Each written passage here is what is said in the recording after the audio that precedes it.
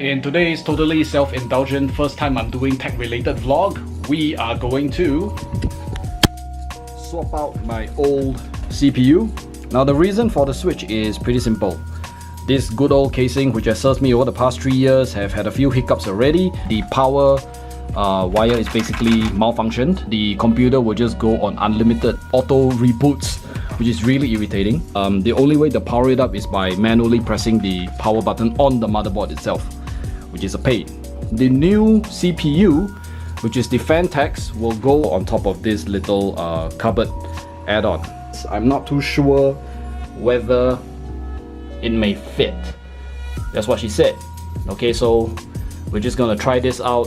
Hopefully everything runs well. Step number 1, which is disconnecting this sucker. It's a step that I always dread and I always hate it because of the mess of wires behind. But everyone's got to do it when it comes to upgrading, right? So let's go!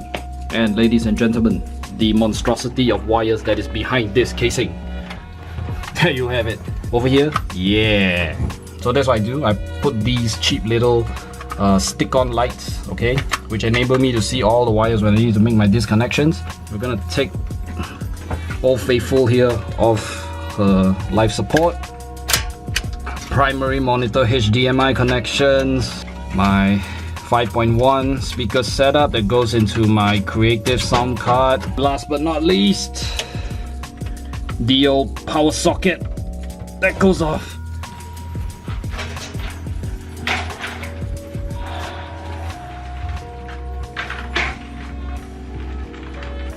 One thing I'm really thankful for about the old Cooler Master Half-X casing, it's got wheels underneath. It weighs over, I think, 20 plus, maybe 25 kilograms. Really helps to have wheels. Big open workspace, essential.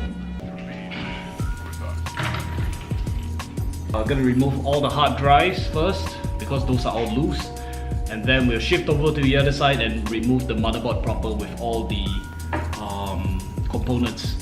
This is my gaming partition, 1 terabyte Samsung 850 EVO SSD. This is my OS partition, your C drive, 250 gigabyte Sony 850 EVO. I bought both of these from during Black Friday sales. One from last year, one from this year.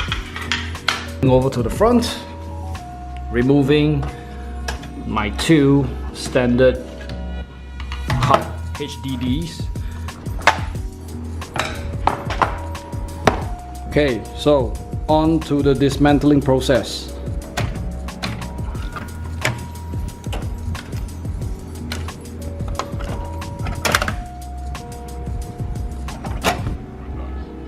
Dust accumulation on over the past 3 years has been a bit horrible. I try to clean it every once in like 2 to 3 months, but as you can see, when you have such an open system, high airflow also means high dust intake.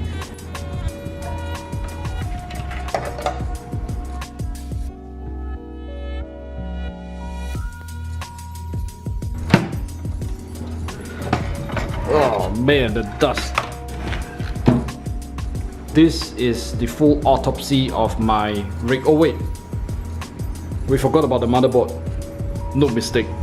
This is one part of removing the motherboard which I always hate the most, is these damn risers. And what happens over time is that sometimes you screw them too tightly and this is what happens. It gets stuck onto the screw that which you attach it into. So you gotta take something like a pair of pliers, you know.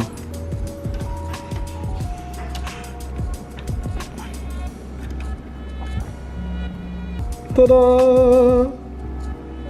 Motherboard finally out. And there's always one last component. Of course, we cannot forget the I/O shield. That sucker there, in my early days of assembling my own computer, you gotta be careful because these guys don't even try to use your fingers, okay, to dig or pluck them out. These things are razor sharp, okay? I've cut my fingers in my first attempt. Now this was almost 10 years ago. So usually what I like to do, take any kind of trusty screwdriver you have and just knock this sucker in. There you have it. I/O shield, last component. And this disaster of a mess is going to hopefully all go neatly into this guy. Honestly speaking, I kind of dreading the whole process because it takes quite a long time, like really, and a lot of things can go wrong.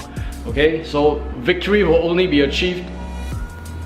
Yes, as you can see in the background, like we haven't even started clearing up all these wedding stickers yet. The wedding is over, you know, I'm all free and shit, but still, you know, hey, we got more time for that later.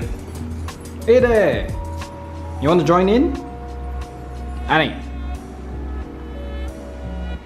Even he wants to, I guess even he wants to take part in a little of this. Dyson vacuum. Okay, you apparently don't like it. It looks like he doesn't care. Do you care? No.